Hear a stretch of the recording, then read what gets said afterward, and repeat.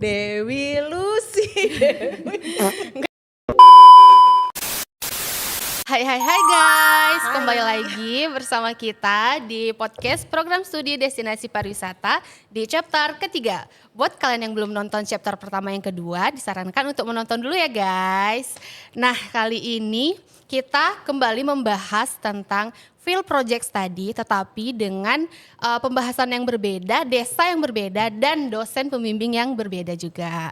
Nah, kali ini saya Lesi Anggraini sebagai moderator dan juga ditemani oleh 3 narasumber kita pada hari ini. Boleh nih Bapak Ibu perkenalan singkat dulu, boleh mulai dari Bapak.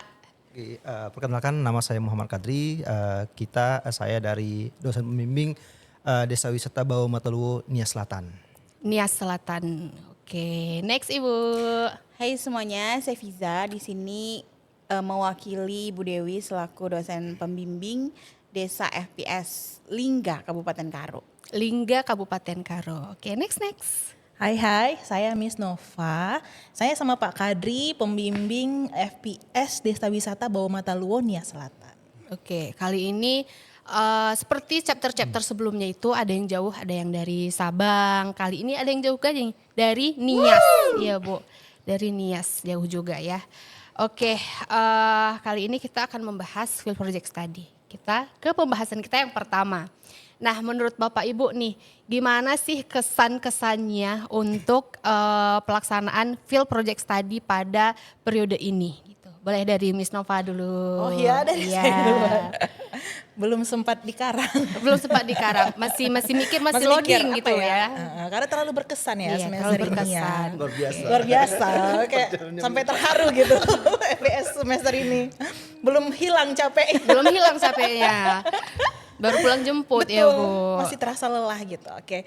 Nah, FPS semester ini sebenarnya kalau bisa dibilang dari 4 kali FPS selama saya di prodi ini paling berkesan kalau menurut saya.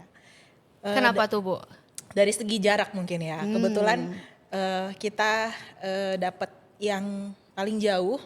Tapi kalau menurut saya walaupun paling jauh ini yang paling saya seneng karena beberapa hal gitu. Dari segi mahasiswanya saya seneng karena ternyata ke-6 orang mahasiswa FPS Bau Mataluwo ini punya strength masing-masing gitu.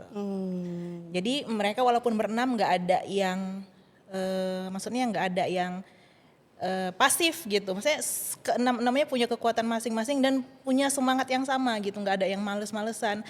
Kalaupun ada momen mereka lagi down tapi downnya sebentar terus langsung semangat lagi. Kalau saya bilang anak-anak ambis gitu. Anak-anak ambis. Jadi iya. kalau kesannya di semester ini saya senang karena bisa satu tim.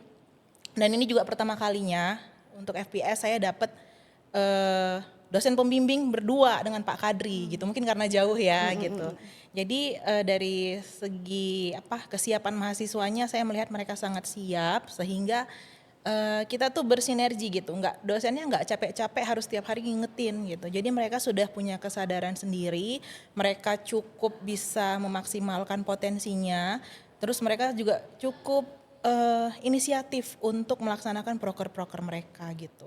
Nah, berkesannya juga di semester ini ternyata banyak sekali yang mensupport kami untuk program ini. Jadi kayak dari awal sebelum kami berangkat pun kami sudah istilahnya kalau mungkin di riset itu ada preliminary research gitu ya. Jadi dari awal kita sudah ada bantuan dari orang-orang yang mungkin dulu pernah kita kayak Pak Kadri dulu pernah ada project di sana gitu. Ada yang bantu gitu karena kami nggak mungkin survei kan. Jadi ada beberapa pihak yang membantu melihat lokasi di sana gitu.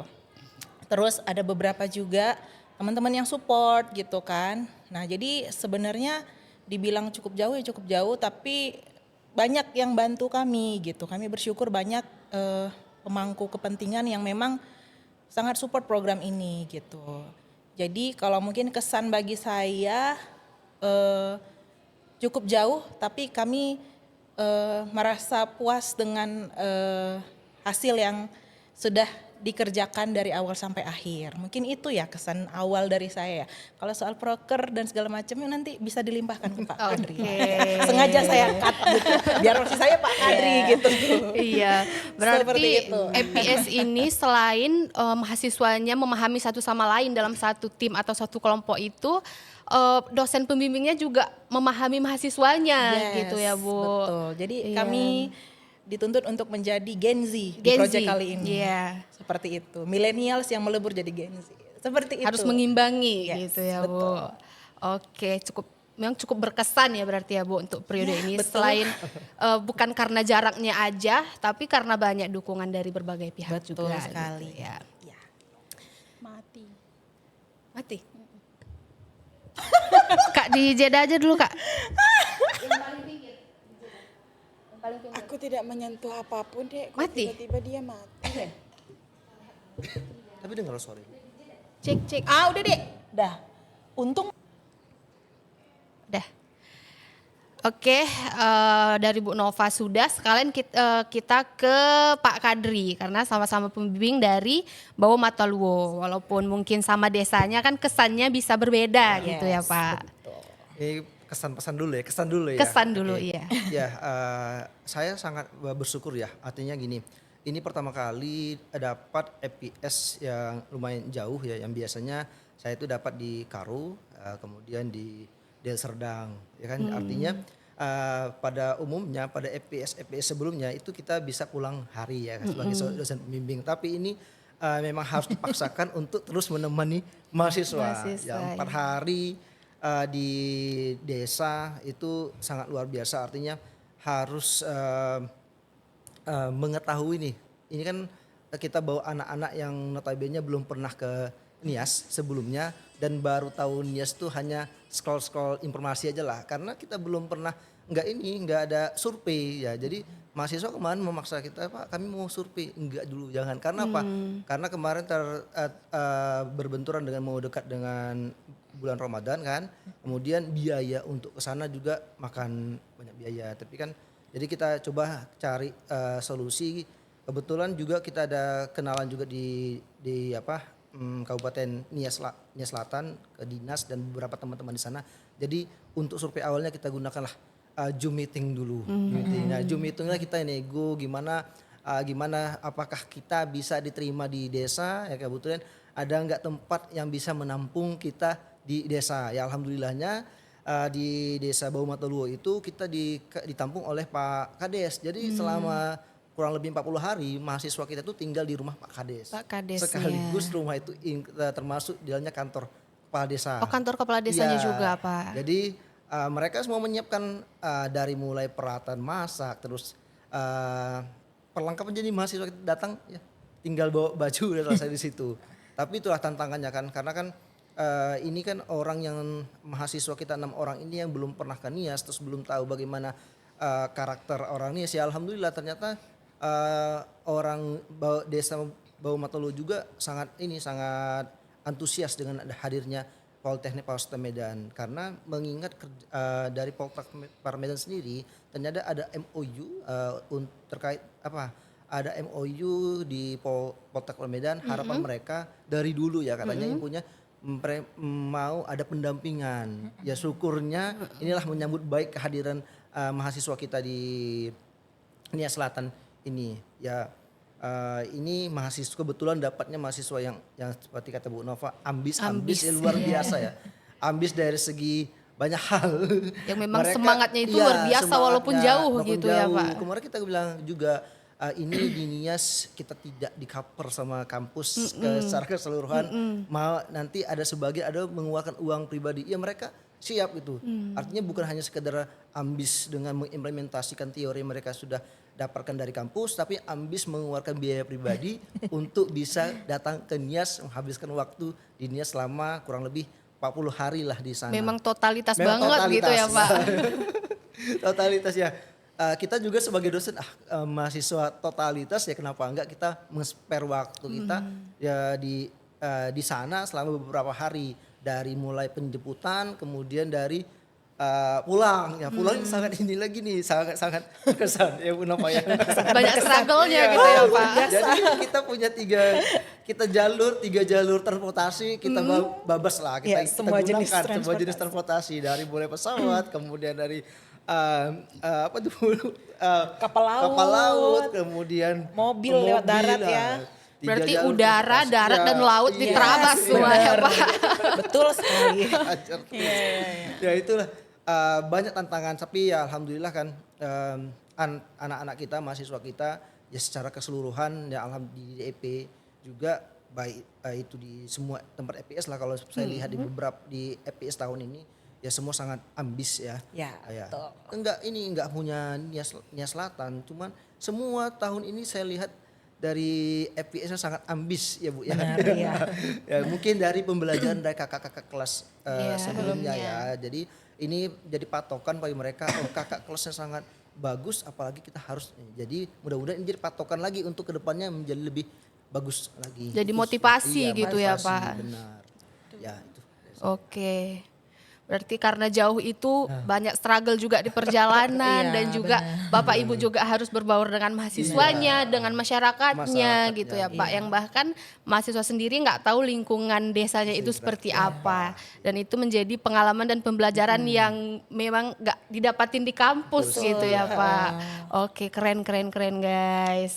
Oke, selanjutnya kita next ke Desa Lingga. Dipersilahkan Ibu. Oke, terima kasih Mbak Lesi. Kalau Lingga ini sebenarnya sama kelompok yang lain, tapi spesialnya saya terkesan dari awal pembentukan kelompok. Jadi kelompok ini tuh bukan temenan. Kalau kelompok-kelompok yang lain itu kan bestie ya, rata-rata tuh teman dekat sudah satu pemikiran.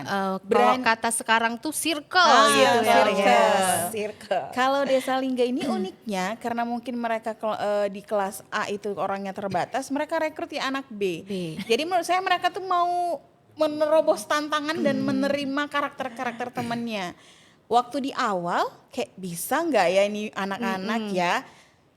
Pertemanan udah berbeda, karakteristiknya jauh-jauh berbeda gitu. Setelah proses berjalannya proyek-proyeknya Lingga ini ternyata bisa ya, mereka bisa berbaur dengan masyarakat, mereka bahkan bisa bekerja sama-sama kalau organisasi masyarakatnya, bahkan sampai ke UMKM, melibatkan banyak pihak untuk mensukseskan proyeknya itu luar biasa. Karena karakternya cukup unik Lingga ini. Ada yang sangat pendiam, ada sangat cheerful, ada musisi juga gitu. Jadi sangat beragam. Kalau kita bilang dibandingkan teman-teman yang lain, wah ini pasti berantem nih ujungnya gitu. Ternyata enggak, mereka damai, tentram, proyeknya berjalan lancar, terus memberikan kesan yang baik. Kemudian mereka juga ternyata berkomunikasinya baik sama Universitas Quality. Jadi mendukung, mensupport program-programnya mereka di sana. Jadi kalau kesan saya sama Desa Lingga itu luar biasa. Menyatukan kepala yang beda karakter dan beda kelas, ada egoisme kelasnya masing-masing, itu udah luar biasa. Mereka berhasil dan prosesnya berjalan lancar tanpa ada drama, itu keren sih. Kayak kata Pak Kadri ya, semua kelompok FPS tahun ini tuh luar biasa. Udah tahu punya tujuannya masing-masing, udah tahu konsepnya masing-masing, udah jalan. Yang penting proyek ini berhasil walaupun berantem kecil, kesulitan tapi nggak naik sampai ke program studi. Jadi itu salut sih. Begitu Mbak Lesi. Iya, berarti di Lingga ini dari latar belakang pemikiran yang berbeda. Memang sebelumnya nggak pernah duduk bareng, ngobrol bareng gitu ya Bu. Tiba-tiba dalam satu kelompok dan dipaksa harus satu pemikiran dalam program kerja dan ternyata mereka bisa gitu ya Bu. Ya keren. Oke, itu tadi mengenai kesan ya. Kita lanjut ke program kerjanya nih. Apa aja sih program kerja yang dilakukan mahasiswa ini di desa-desa lokasi FPS itu gitu. Kita mulai dari Lingga kali ya. Oke. Kalau Lingga ini sepertinya mereka tuh lebih ke fokus di event. Proyek besarnya itu adalah event. Mereka bikin penyelenggaraan event seni terus dengan tajuknya Merdang Merdem. Di situ mereka melibatkan masyarakat, ada UMKM juga, ada tokoh adat. Kemudian ada kelompok himpunan tour guide gitu yang terlibat dalam event ini. Kemudian selain itu mereka juga bikin peta sejarah Desa Budaya Lingga. Kemudian ada sosialisasi Sabta Pesona. Kemudian mereka juga melirik UMKM-nya Desa Lingga. Produk UMKM-nya ada, namun mereka tuh arahnya adalah membuat logo baru dari si UMKM itu. Jadi luar biasa sih. Nah, satu yang unik dari Desa Lingga ini, karena pembimbingnya juga sedang beribadah, mereka tidak mau mengganggu pembimbingnya yang lain ya. Pembimbingnya, iya. Mereka menyelesaikan laporan jurnal ilmiahnya, artikel ilmiahnya dibantu sama dosen quality. Jadi si bapak dosen quality ini tour guide di Desa Lingga. Jadi mereka bagaimana cara mereka berkomunikasi sampai bapak itu berbaik hati membantu sampai menyelesaikan artikel itu luar biasa. Begitu Mbak Lesi. Berarti Lingga ini kayak kalau kita bilang mereka itu kayak meraup semua aspek Bener, gitu ya Bu. bener. Kayak mereka event juga. Dari event terus UMKM juga gitu ya Bu. Terus di samping itu mereka nggak mau ngeganggu dosen pembimbingnya dan mereka berpikir gimana sih caranya Menyelesaikan. laporan ini bisa selesai tapi tidak mengganggu si dosennya Betul, gitu ya Bu. betul. Iya, berarti ketika di lapangan memang mahasiswa ini berusaha untuk mereka itu gimana sih caranya biar bisa gitu ya Bu. Yes, Walaupun betul. di perkuliahan itu sebenarnya mungkin basicnya gitu ya Bu. Dan mereka menerapkan teorinya itu benar-benar di lapangan itu ini loh nyatanya gitu ya Bu. betul. Oke, dari Lingga. Oke, sekarang kita ke Bau Mataluo nih. Pak Kadri, boleh nih Pak dijelaskan. Apa sih program-program unik anak-anak di Bau Mataluo itu? Oke, terima kasih Mbak Lesi. Kalau misalnya di bawah Mataluo itu ada beberapa ini ya, beberapa produk yang dibuat semua mahasiswa. Nanti dijelaskan juga dengan Bu Nova karena kita berdua sebagai dosen pembimbing.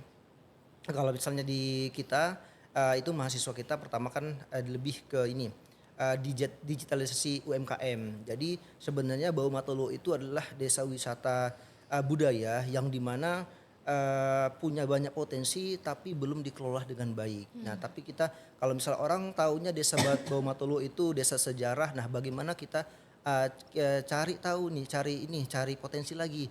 Jadi orang ke desa Bau Mataluo itu bukan hanya sekedar taunya lompat batu, ternyata ada UMKM yang menjadi sumber pendapatan desa atau menjadi ini pengetahuan bagi wisatawan datang.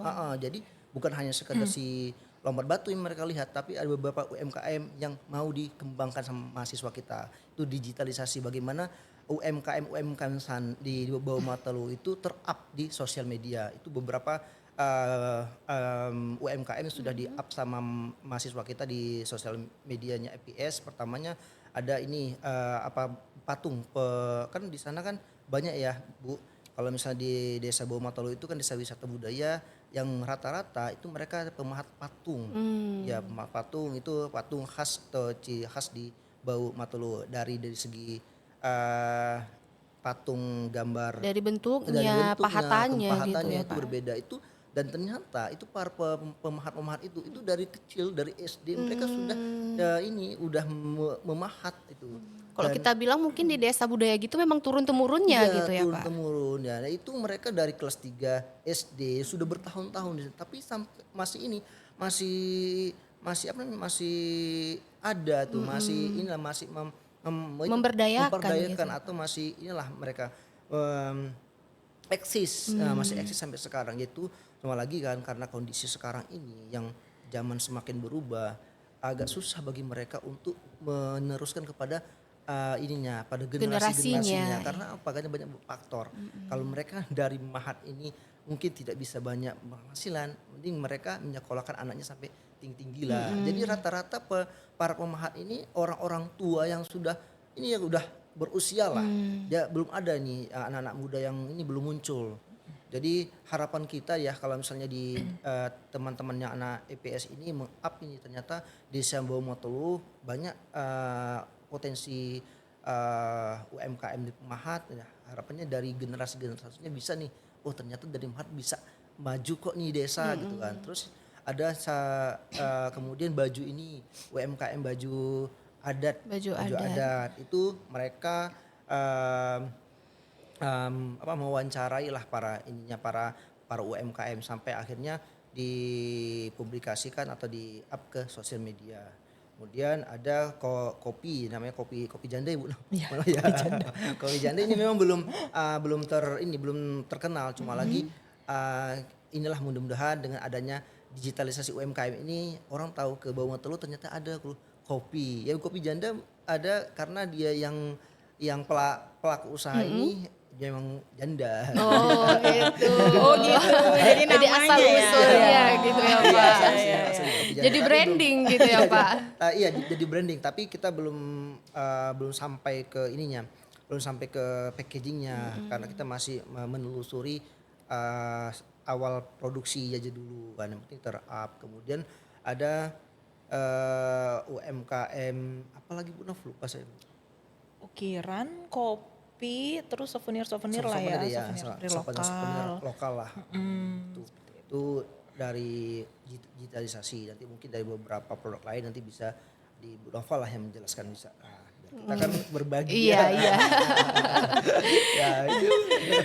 Memang kalau kita pun sebagai wisatawan, kalau kita datang ke desa wisata atau ke tempat wisata pasti kita nyarinya souvenir gitu ya Bu. Apa nih oleh-oleh yang dibawa pulang. Samping Jadi sayang budayanya. sekali kalau UMKM-nya itu nggak dikenal gitu ya Pak. Pasti wisatawan yang datang ke sana pun, bawa buah tangan apa nih gitu ya Pak. Oke, jadi dengan pemasaran dulu ya Pak. Dan memang digali dari dasarnya, belum masuk ke packaging, logo dan sebagainya. Memang mau dikenalkan dulu nih gitu ya Pak si produk ini gitu ya. Oke, boleh nih Bu ditambahkan lagi. Baiklah. Soalnya kalau disuruh bercerita soal produk ya kan, mungkin sehari nggak cukup ya. Terlalu banyak yang bisa diceritakan di sana sebenarnya gitu. Karena yang kita tahu desa ini sebenarnya kan salah satu cagar budaya. Kebetulan mungkin kami dapatnya desa yang memang fokusnya di wisata budaya untuk kali ini. Dan dia juga sedang diusulkan sebagai salah satu World Heritage dunia lah gitu kan. Maksudnya warisan dunia gitu. Semoga hasilnya baik gitu dan bisa menjadi World Heritage. Nah dari sini kami berangkat dari desa wisata ini kami berangkat di awalnya itu kami sudah coba cari lewat mungkin secondary data lah ya dari data-data internet dan awalnya kami tuh berpikir mungkin kita digitalisasi UMKM gitu. Jadi kami berangkat ke sana dengan bermodalkan topik digitalisasi UMKM dan semua dijalankan dan ternyata ketika proses pengerjaannya setelah mungkin kami cek sama Pak Kadri gitu ya hasil kinerja mahasiswa ini. Kalau saya pikir mungkin ini bisa juga arahnya ke diversifikasi produk wisata ya. Karena ternyata ada banyak sekali produk yang bisa dikembangkan dan mungkin di improve lagi sama mahasiswa gitu. Jadi kalau dari sisi digitalisasi UMKM-nya tadi Pak Kadi udah jelaskan ya, udah hampir di setiap hari kami coba mempromosikan lewat berbagai platform digital soal UMKM yang ada di sana gitu. Ternyata ada beberapa jenis tadi ya. Terus kami juga coba buatkan video promosinya. Terus sampai mereka itu menelusuri ke berbagai jenis UMKM lah gitu untuk mencari data. Bagaimana sih proses pembuatannya, kendalanya apa. Jadi kami coba up mereka semua ke berbagai platform gitu. Dan juga gak cuman itu gitu. Jadi di desa juga mahasiswa ini sukses mencuri hati masyarakat gitu.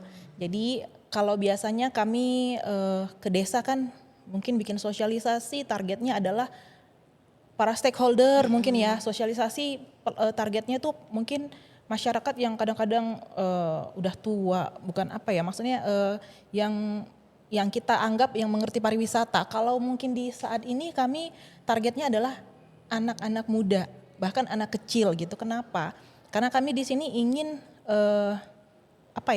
menerapkan value dari tourism sendiri sejak kecil gitu. Jadi nggak harus mungkin kalau orang dewasa ya kita kasih sabta pesona, kita kasih materi apalah yang pariwisata banget. Ini enggak.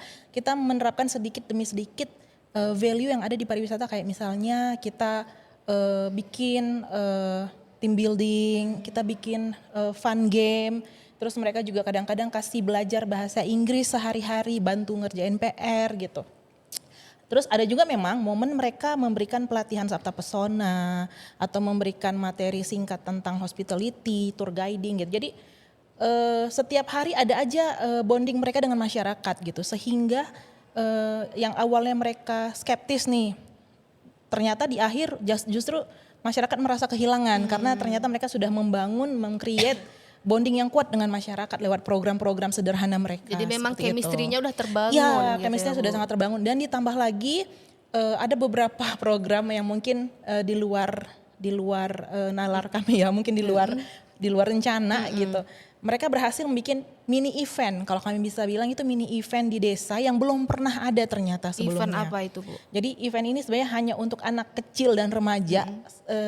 Bagi kita mungkin ini sederhana tapi bagi mereka ini sangat luar biasa gitu. Jadi mereka bikin lomba cerdas cermat di 2 tingkatan di SD dan SMP.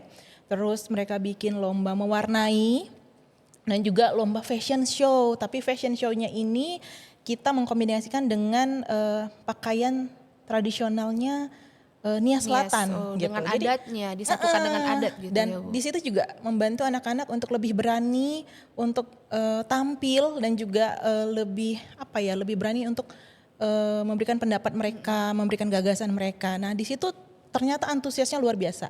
Itu mungkin Hamin 3 sebelum kami menjemput mereka, di situ kita bikin dan gak expect juga ternyata di desa itu ada banyak sekali anak kecil dan mungkin anak remaja yang suka sama event-event seperti itu. Jadi di situ saya bisa lihat bahwa mereka berhasil memenangkan hati masyarakat dan juga untuk berikutnya jadi beberapa anak muda di desa tersebut pengen ada kegiatan rutin seperti itu. Jadi bisa mengembangkan potensi anak-anak muda di desa seperti itu. Nah, program lainnya ya tentu saja kita tetap dengan berbagai platform kita bantu untuk mempromosikan desa. Terus mereka juga berhasil membuat, kemarin ada request waktu kami kunjungan pertama dari Dinas Pariwisata, ada requestan langsung dari Ibu Kadis dan Pak Kabid Pemasaran untuk kita membuatkan semacam buku panduan. Jadi ketika ada beberapa pemandu lokal, gimana caranya biar cerita yang diberikan itu sama semua, nggak pakai versi masing-masing. Terus dikasih mungkin semacam tip-tip memandu. Jadi kami coba buatkan semacam modul untuk kepemanduan dan storytelling. Jadi kami sudah launching juga dan mereka juga membuat ada namanya apa ya kemarin ya Pak? Katalog paket wisata. Jadi itu juga requestan dari si BUMDesnya. BUMDesnya minta kayaknya kita butuh katalog. Jadi mereka coba buatkan katalog yang isinya produk-produk wisata di desa wisata Bawah Mataluo dengan berbagai range harga dan jenis yang bisa didapatkan oleh wisatawan seperti itu. Kalau untuk riset mungkin karena ada juga tugas dari mata kuliahnya Bu Lius ya, metodologi ya kalau nggak salah atau project apa gitu ya Bu. Penelitian. Jadi mereka sebelum berangkat kita sudah push. Kalau bisa ini sudah tinggal submit dan revisi. Jadi kalian tidak ada beban lagi ketika di sana untuk riset segala macam. Jadi kami riset sudah selesai dan tinggal nunggu publish. Udah LOA sudah ada. Lalu untuk PKM juga kami sudah coba submit ke beberapa jurnal ilmiah. Jadi kami nanti setelah ini muncul, lalulah kami hakikan seperti itu. Begitu juga dengan modul dan katalog sedang dalam progres untuk kami hakikan. Dan tambahan lainnya mungkin kami belajar menulis di media nasional gitu kayak misalnya Detik Travel yang gitu-gitu. Kami coba mengulas gimana caranya dari beberapa kisah yang ada di cagar alam ini kami up melalui berbagai media. Jadi ketika orang cari tahu dia muncul gitu. Karena memang Bawah Mataluo ini masih masih sangat minim. Orang taunya kan ini desa yang terkenal sama lompat batu. Hanya lompat batu tapi apa yang ada di dalamnya kita belum eksplor. Ada Omazebua ya? Ada 16. Ada 16 cagar alam ternyata di sana. Makanya kami berpikir kami nggak bisa kemana-mana. Pokoknya kami stuck fokus di budaya seperti itu. Makanya apa yang ada inilah yang kami kembangkan dan sangat menarik karena sudah terfokus ya budaya. Makanya saya bilang kalau diceritakan seharian nggak kelar. Gitu. Iya. Jadi kira-kira seperti itulah pekerjaan mahasiswa kita di sana dan sepertinya mereka sangat bertanggung jawab untuk mengerjakannya dan mereka sangat senang. Bahkan banyak requestan ya Pak. Jadi waktu kami mau pulang pun Dinas Pariwisata minta kami untuk observasi lagi ke satu desa lainnya untuk mungkin membantu memberikan saran untuk ada satu event yang sudah masuk Karisma Event Nusantara, punya Kementerian Pariwisata. Jadi mahasiswa ini diminta untuk gimana caranya atau gimana masukannya untuk event bulan depan ini. Bahkan kalau bisa mereka diminta stay untuk membantu gitu. Bahkan Pak Kades pun berpesan mungkin di bulan 12 ada event desa lagi, kalau bisa kalian datang lagi gitu. Jadi senengnya dari pesan-pesan itu kan artinya kita sudah cukup berdampak ya untuk desa ini, dan mahasiswa kita sudah cukup bertanggung jawab dan meninggalkan kesan yang baik. Ya, jadi artinya program studi kita berhasil lah untuk menjajaki satu desa ini. Mungkin seperti itulah kira-kira Mbak Lesi. Iya, berarti mahasiswa ini memang dari awal sudah punya program utama gitu ya Iya. Bu. Tapi ternyata ketika di desa memang harus siap jika Yes, menerima betul. requestan gitu ya Bu. Iya benar, kalau bisa temanya itu harus kayak dari digitalisasi ke diversifikasi, Iya. diversifikasi produk gitu. Karena nggak bisa cuma digitalisasi yang kita Iya. fokuskan. Ada banyak sekali yang dibutuhkan desa di sana. Jadi kalau bisa dibilang lelah sekali ya Pak. Kami aja mungkin yang melihat pantauan di grup kayak capek banget gitu. Banyak banget sekali kegiatannya gitu ya Bu. Sampai mau pulang pun kami benar-benar satset sampai yang terlalu melelahkan ini gitu. Cuman ya kami senang karena di luar ekspektasi kami, mereka berhasil, gitulah intinya. Tambahan satu lagi Mbak Lesi. Bagaimana ya, kesannya itu ya kan, di antara tugas-tugas mereka yang banyak itu, pas ketika ada kejadian mereka tuh harus angkat air, karena di sana susah juga Iya, angkat air. susah air. Jadi kami Air. takut itu, mereka tuh kecapean tuh, sakit, terus programnya Tertunda gitu ya Pak. Ternyata itu bukan jadi kendala bagi mereka. Benar. Memang cuma cerita aja Pak, ini kami air nggak ada di desa. Terus mereka harus ngangkat air pagi-pagi, setiap orang satu ember. Nah, itu lo harus ke rumah Pak Kades. Ya kalau nggak itu mereka nggak bisa mandi. Mandinya harus kayak ada toilet umum yang jaraknya agak jauh Agak gitu. jauh. Nah, jadi sedikit trekking untuk ke sana. Jadi mereka mandi ke sana. Kadang nampung air hujan gitu. Dan di luar ekspektasi lagi, mereka nggak ada yang sakit parah ya, Pak. Nggak pernah dengar kabar sakit gitu. Yang Luar kami biasa. khawatirkan seperti itu. Udah kita lokasinya sangat jauh dari kampus ya kan. Kalau misalnya terjadi apa-apa, aduh. Memang ya. tahan banting ini kayaknya Itu ya dia. Pak.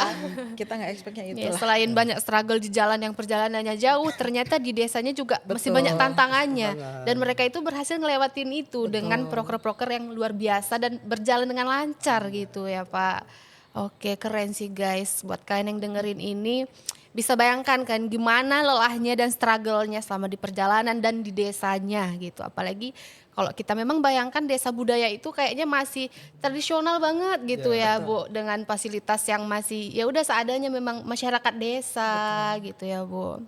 Oke, kita next ke pembahasan berikutnya. Nah, yang terakhir nih Bu, harapan. Gimana sih harapan Bapak dan Ibu untuk EPS yang udah dijalankan pada periode ini dan EPS yang akan kita jalankan di periode berikutnya gitu. Dari siapa dulu ya? Dari Pak Kadri Dari, dulu. dari Pak Kadri boleh. Oke, harapannya gini ya, untuk kedepannya aja kali ya Mbak Lek. Iya, ya. boleh Pak. Kalau misalnya sebenarnya kalau di Nias Selatan ini mereka sangat sangat berharap kalau misalnya kedepannya Poltek Parmedan masih tetap di Nias Selatan. Tapi kita juga jadi pertimbangan kita karena untuk ke Nias Selatan ini bukan hanya sekedar ide-ide yang dibutuhkan, tapi harus ada uang yang harus disiapkan. Finansial dan tenaga juga gitu ya, Pak. Tenaga juga artinya kalau teman-teman atau adik-adik kelasnya mau ke Nias Selatan karena melihat udah banyak terbuka nih Nias, ya silakan, tapi tolong kita juga siapkan secara finansial juga, bukan hanya sekadar ide-ide yang dibutuhkan, tapi finansial juga diharapkan supaya apa? Karena di sana dengan jaraknya jauh, artinya dengan kondisi dari subsidi dari kampus juga tidak secara keseluruhan di cover, jadi mau tidak mau kita harus siap dari segi keuangan juga, bukan hanya sekedar kemampuan atau Iya, potensi, kemampuan dan tapi teori-teori dari iya, kampus benar. gitu ya Pak. Itu aja sih dari saya. Oke, boleh kita next ke Bu Nova dulu Oh, kali iya. ya, biar sejalan dan nyambung gitu. Bau mata luwo ya. Kalau dari saya mungkin pesannya itu apa ya? Field project study ini hal yang sangat apa ya? Mungkin ini salah satu program yang kita bisa bantu promosi program studi dan kampus kita. Gitu. Apalagi kalau dilihat DEP sendiri kan fokusnya tuh gimana kita bisa merencanakan ataupun kita bisa mengelola sebuah destinasi gitu. Nah, FPS inilah menurut saya live laboratorium hidup gitu ya. laboratorium hidup yang kita bisa langsung belajar. Desa wisata bayangin yang apalagi kalau kita kebetulan dapat yang masih rintisan, itu jadi kayak peluang kita gimana kita belajar menjadi seorang planner gitu. Gimana kita merencanakan atraksi ataupun konsep apa nih yang cocok untuk desa wisata ini bisa lebih baik lagi ke depannya. Ataupun misalnya kita mau fokus di pengelolaan kan, kita bisa dengan bebas dan kita bisa dengan kreativitas kita mengelola desa wisata ini. Jadi mungkin kedepannya kita bisa lebih fokus kita nih mau arahnya perencanaan atau mungkin pengelolaan gitu. Jadi mahasiswa tuh juga harus memikirkan itu. Jadi nggak cuman sekedar observasi mau program apa di sana, tapi dari awal kita harus fokus nih kita mau perencanaan atau mau pengelolaan gitu. Dan harus sesuai sama potensi Iya, sama desa yang gitu. dipilih. Karena nggak gitu semua ya, Bu. orang bisa punya kreativitas untuk merencanakan. Ada yang mungkin ahlinya itu mengelola media sosial, ada mungkin yang mengelola kunjungan atau gimana gitu ya kan. Jadi itu satu. Terus yang kedua mungkin kita juga tadi setuju dengan kata Pak Kadri. Jadi untuk beberapa lokasi yang memang jauh, memang sih kampus kan support, tapi kan kita nggak bisa berharap hanya dari kampus gitu. Ketika kita memang mau coba belajar, kita kan harus keluar juga duit gitu. Jadi kita harus mau effort juga dari biaya, terus kita juga mau effort untuk capek mungkin ya, capek dan juga gimana cara kita bisa membaur dengan teman-teman kelompok, membaur dengan masyarakat. Karena kita bisa lihat di setiap desa ini punya budaya, punya punya gaya hidup masing-masing gitu ya. Gimana mahasiswa ini nanti paham bahwa kita itu hidup bermasyarakat gitu. Kita nggak bisa samain dengan kita di kampus gitu. Kadang mungkin ada yang nggak betah karena tadi contohnya untuk mandi aja harus kemana gitu, harus angkat air gitu kan nggak semua bisa ya. Betul. Jadi dipertimbangkan lagi lah seperti itu. Terus harapan lainnya adalah kalau bisa FPS Prodi kita ini bisa menjajaki tempat-tempat yang baru karena ternyata ada banyak sekali desa wisata yang tersebar di Sumatera Utara ini yang memang punya potensi wisata yang luar biasa. Hanya kita mungkin bisa dampingi, kita bisa bantu ke depannya dan mungkin itu aja kali ya. Kalau saya lihat dari segi dosennya udah cukup ambis juga. Dosennya ambis semua dan dosennya kayaknya untuk semester ini semua benar-benar full effort ya. Full effort, Jadi iya. semua dibantu, semua ikut turun tangan gitu. Ya gitulah kira-kira banyak harapannya gitu dan saya berharapnya juga FPS ini semester depan Bu agak berat. Semoga gini sih mahasiswa yang semester depan itu nggak main-main lah gitu. Sudah menjadikan semester ini tuh jadi standar, iya gitu. Jadi ini tuh jadi standar awal untuk ke depan tuh harus lebih baik gitu. Jangan justru semakin turun. Karena saya lihat di 8 wilayah ini, 8 desa ini nama kita udah harum nih di desa gitu. Jangan sampai turun lagi gitu. Jadi begitu sih harapan saya banyak gitu. Jadi ya kita lihat semester depan gimana. Itu mungkin ya. Pokoknya saya apresiasi untuk semua FPS semester ini dan untuk Dwi Bawa Mata Luo juga luar biasa. Saya bangga. Thank you. Kita next ke yang terakhir nih dari Lingga oleh Bu Piza. Silahkan Ibu. Kesan saya luar biasa sih kalau Lingga, saya sampai karena bukan pembimbingnya ya, tapi saya apresiasi sampai japri ketuanya. Saya tahu proses ya di mata kuliah project dan mata kuliah seminar FPS. Jadi ada 2 mata kuliah sebelum mulai FPS ini. Jadi saya tahu proses pembentukan mereka ini. Jadi saat mereka sudah berhasil bikin satu event yang lumayan banyak partisipasi masyarakat, lembaga, kemudian diakui secara organisasi masyarakatnya dan mengangkat budaya lokal. Saya sampai japri, Lydia kalian keren, saya bilang gitu. Saya luar biasa, saya nggak expect kalian akan berbuat ini. Luar biasa, saya pikir pertama si Cesi hanya mendukung si Lalahi. Kayak kok Cesi di si Lalahi, kok Lingga nggak ngapa-ngapain, tapi saya nggak mau japri sama mereka gitu. Sampai ternyata mereka bikin event dan prepare-nya tuh sampai anak sanggar tari dilibatkan, ada Karang Taruna, ada pemuda. Wah, ternyata mereka luar biasa. Sebenarnya mahasiswa ini tinggal dikasih panggung aja, dikasih ruang, dibiarkan sekreatif mungkin, kemudian dikasih sedikit kepercayaan diri sih. Kita jangan kayak bilang, oh kamu nggak mampu nih, nggak bisa nih gitu. Bisa, pasti bisa, pasti bisa bareng, pasti bisa. Ternyata mereka bisa berjalan di luar ekspektasi. Itu kesan Samalinga. Kemudian kalau pesan sih, seluruh mahasiswa FPS 8 desa saya apresiasi. Terima kasih FPS semester ini tanpa drama. Karena apapun itu akan balik ke program studi ya. Itu bu, ini alhamdulillah tanpa drama, mereka kerjakan semua programnya dengan luar biasa. Kemudian kolaborasi, bahkan sponsor mereka juga luar biasa. Mereka bisa bekerja sama dengan berbagai media, berbagai perusahaan untuk support proyek-proyeknya. Itu sangat luar biasa. Saya berharapnya di semester berikutnya bisa lebih wow lagi, Lebih bisa gong gong lagi. Proyeknya bisa bermanfaat sih, bukan cuman gong, bukan cuman wow aja ya. Proyeknya itu langsung bermanfaat sama desa. Sesuai dengan kebutuhan desanya, jangan desanya butuhnya apa, tiba-tiba kita ngidenya apa gitu.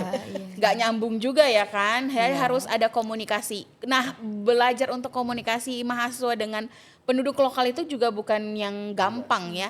Itu ada strategi, ada pendekatan dari hati ke hati kayak gitu. Jadi memang semester depan PR-nya luar biasa. Jadi semester depan harus prepare dari sekarang. Kalau mau milih desa yang harus ditargetkan ya persiapkan. Gak cuma persiapkan ide, gak cuma belajar, tapi persiapkan keuangan. Karena walaupun disupport uang bantuan proyek, tapi untuk segala sesuatunya itu persiapkan per kelompok gitu. Begitu Mbak Lesi. Oke, jadi guys dari cerita-cerita yang udah kita dengarkan nih dari chapter pertama, chapter kedua dan chapter ketiga ini ternyata field project study ini memang banyak memberikan manfaat gitu ya Bu, baik untuk desanya dan mahasiswanya bahkan untuk dosennya sendiri gitu ya Bu. Banyak aspek yang baru yang dirasakan, pengalaman dan pelajaran gitu ya Bu. Dan untuk kelompok FPS di periode berikutnya, kalian harus menjadikan FPS periode ini sebagai standar minimal guys. Benar, minimal. Iya, standar minimal. Jadi Hati-hati. memang PR banget ya Bu. Hati-hati Iya, ya. hati-hati. Jangan Jadi- macam-macam. Jadi udah di warning nih gitu ya Bu. Dan Itu yang sebagai- penting jangan takut pilih kelompok gitu. Jangan cuma circle-circle-nya aja yang ngerasa bestie bareng-bareng. Coba nggak apa-apa kalau sisanya 3 orang kita nggak temenan, mana tahu kayak Lingga proyeknya bisa berjalan dengan karakter yang berbeda Ternyata kan cocok gitu ya Bu. di Bisa diajak lapangan, kerja benar. gitu ya Bu. Oke guys, itu adalah cerita kita dan semoga untuk FPS periode berikutnya lebih baik lagi dan lebih bermanfaat lagi Amin. gitu. Oke, terima kasih atas waktunya Bapak Ibu narasumber. Kita tutup podcast ini. See you dan terima kasih. Bye bye.